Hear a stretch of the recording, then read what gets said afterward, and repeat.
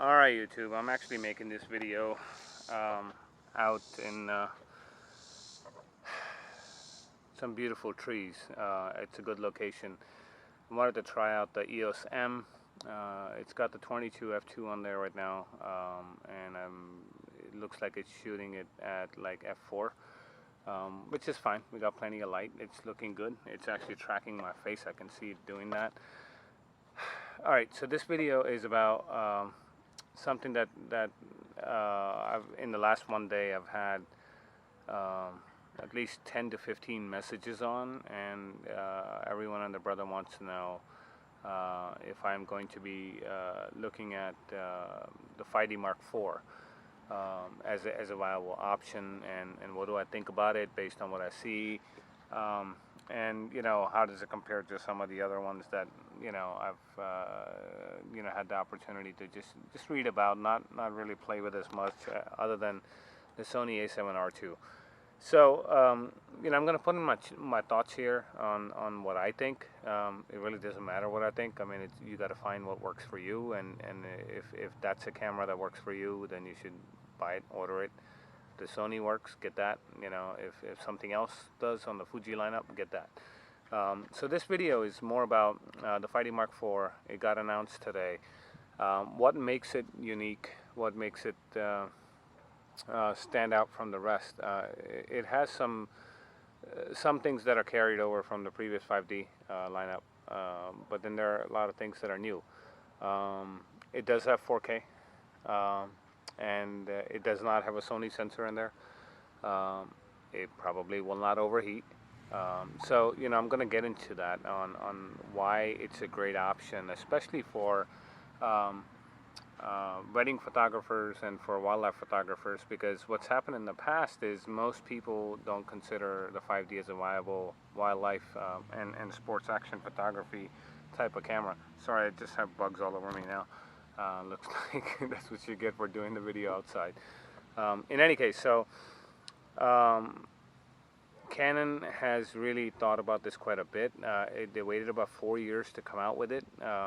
They're not like Sony, every 6 months a new camera, a new firmware, and out the door you go, and if you don't like it, tough, go buy a new model. They really do support longevity of their products, which is very good, and that's the same thing that Fuji does and has done. So in that respect, I got a lot of requests of people that are seriously considering the A7RII, which is about $3,200, and this is about $3,499 for the 5D Mark IV. Is it worth the extra money? It's lower megapixels and this and that. Well, frankly, unless you're printing a freaking billboard, no one really cares. 30 megapixels is plenty. It's more than enough for anything that you'll ever do. If you're hired by National Geographic to make 300-foot prints, yeah, maybe then you probably want to consider really high megapixel cameras. But I think Canon is answering to the call of what people want. They want high megapixel because it sounds cool. Not that it makes a better image.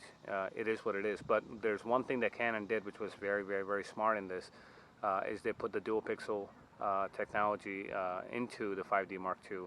I'm sorry, Mark IV. Sorry, keep saying Mark II. It's the 1DX Mark II and the 5D Mark IV. So 5D Mark IV has the dual pixel technology now. It does have a touchscreen. It's fully functional. It's not limited like the 1DX Mark II. One good thing they did is they did not put a CFast card in there. Well, the advantage of that is it won't burn your wallet to go buy those things. They're not cheap. But again, with the 1DX Mark II, you really have to have it, especially with the resolution of that 4K, and that camera is so high. You really need an extremely fast card. Not saying that the 4K that 5D Mark IV is going to do is any worse. It's different. You will not be able to get C-Log in there. And the reason why is because it's not really geared to be a video camera. It's a video function that's there. But there's one very good thing that they did, is they allowed you to have a frame grab, right? So you can grab, frames from 4K footage. I've actually seen some of those out of the 1DX Mark II, and I'm pretty sure it's very similar with the 5D Mark IV. It's pretty impressive, very impressive. the resolution.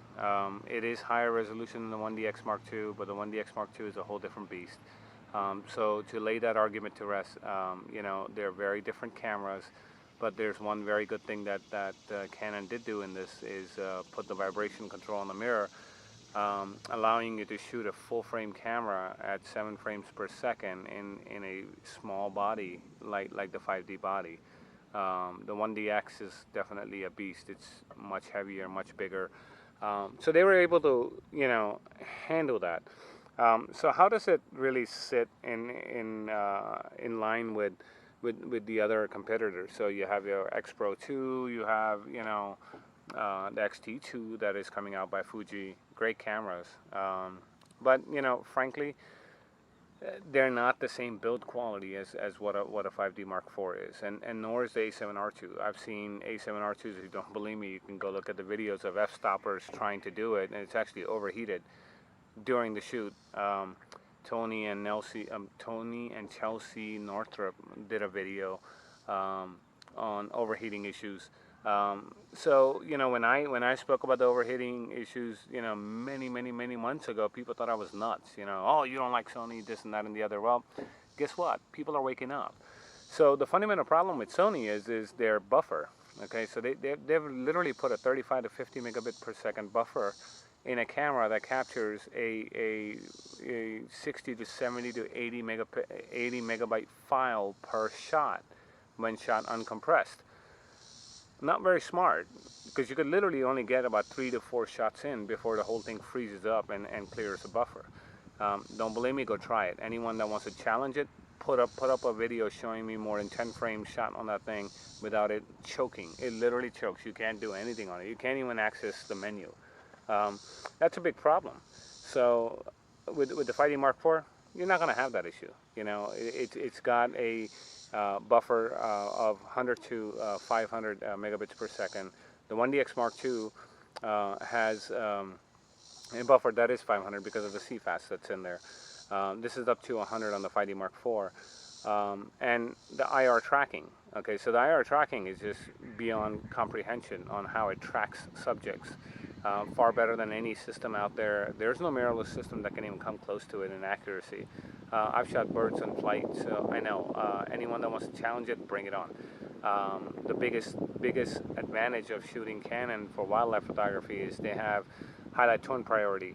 The way it balances highlights, it's phenomenal. Even the EOS M system has that, and it's remarkable because when you shoot white birds, they actually are white. They don't turn different colors, or they don't just blend into, you know, just extra pixels that are there on the image, which becomes a big problem.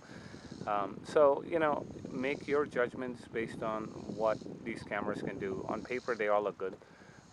In practice, they're very different. So if you have Canon glass and you want to continue, you know, holding on to that, which you should, especially if you got a lot of L glass. I made a very big mistake. I mean, going from Canon to Sony to venture out because it was a hype, and realized very soon that the amount of money that you're actually spending on these cameras to get someone else's lens to work on there, it makes no sense, you know. So, but that was their thing because they really didn't have any glass. Sony had no decent glass at that time. So what did it do? Canon, Nikon, bring your glass over, and you know what? Use it on our body. That's the only way they were able to sell their cameras. Now they have some more glass, which is fine. But at this point, I wish I had picked up the EOS M system sooner, you know, to see what it is. The images out of the EOS M3, I'm sorry to say, man, they're equal to any freaking full frame that I've shot at 24 megapixel, and it's got more than enough resolution to do whatever I need to do out of a crop body. And same thing with the Fuji system. Even at 16 megapixel, it's no issues whatsoever, you know. So when people tell me I gotta have all these megapixels to, you know, go tackle the world, no, you don't. You really don't. So look, I'm actually moving around right here into the frame, into our darker spot, and I'm gonna move it this way. Guess what it does? It tracks me. Look at that.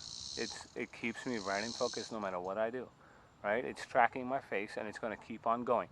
No Sony, no Fuji. Even the X-T2, I've seen some of the videos where it will actually lose it depending on the type of lens you have. And I got a pretty fast lens on this. It's an f2. It's at 22 wide, and it can still track me in good light, bad light. I've shot some amazing shots with this. I've posted out there at ISO 12,800. So these cameras are just as capable. The beauty of it is with the Canon system is, you know, you can reuse any of your native glass that you have. Anything that's made from 1986 and up on their film EOS system will work perfectly like it's on a native camera. There are not too many companies that can do that. So the moment you buy like the EOS M, now it even comes with the adapter, you literally have access to over 500, 600, 700 lenses that you can literally just snap on there, and it works. You know, they all work like in a native fashion. They all have the lens corrections. That's one very big thing that I want to come to as the next thing, that none of the other manufacturers really have anything that is that robust. I mean, some of them have something similar. They have in-camera profiles, but the profiles that Canon has for their glass are so accurate that when you actually try to select a lens inside of Lightroom or Photoshop, it doesn't do anything because it's already applied right to the image in camera. It's phenomenal, absolutely phenomenal.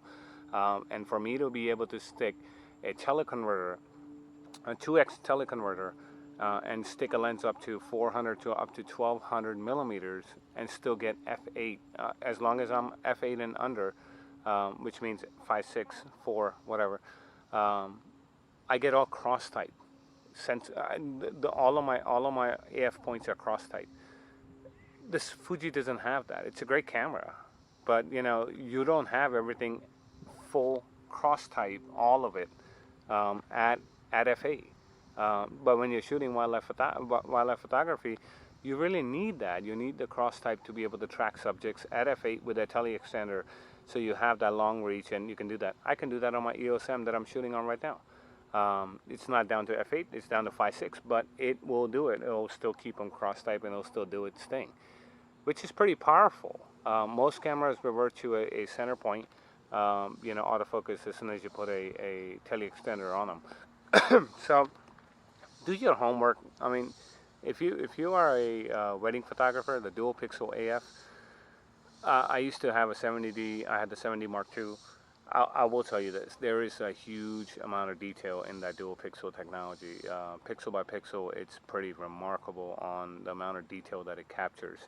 And I wish I hadn't sold some of them. I probably will buy them back, or maybe just buy the new 5D Mark IV, or even the 1DX Mark II. Still deciding what to do. Does that mean I'm going to sell my Fuji system? No, I'm not. I love my Fuji system. It's outstanding. I still shoot a lot of film, so all of that's going to stay where it is. I've invested a lot into the Fuji system because they have awesome glass. The Sony system, I do have some of their cameras still. It's a good system. The problem is they just need to get their act together, and they need to figure out what place do they really want to play in. I mean, you know, the A7RII, a lot of people, oh, it's the camera of the year. Well, in Europe, it's the camera of the year for a compact SLR type of camera, which is digital. It won that award, but for a professional side of things, it was, again, Canon on top and Nikon. So I don't think they've really earned that mark in that respect of, you know, rugged durability. Don't believe me, go look at that f-stoppers thing when they actually put it right through the mud, and you can see what happens to these cameras when you actually put them through those paces on how they function. They're built tough, and they're built to last, and so is their glass. You know, every piece of L glass that I've got, I've had it for 15 years. There's nothing wrong with it. It's like, it works like brand new. Not a thing has gone wrong. Nothing's come loose. It's just beautiful. So, you know, same thing with Fuji. I mean, the build quality is there. Everything's all metal. And you know, this video is not all about Canon and this and that. It's just my thoughts, because people have asked me, what do I really think of these different systems that are out there, and what are my thoughts. So I'm making this for you guys that are really requested this. So I hope it makes sense, and if it doesn't, it's okay. You know, it's my opinion. You might have a different one, and if you do, you know, post a comment down below, like, subscribe to these videos, so you know I can make more, because when you actually send me your comments. That's the only way I know really what kind of information that you're seeking and seeking guidance on. I don't know it all. You know, I watch videos just like you of other folks, and I learn a lot. There's a lot of things that I learn from other people.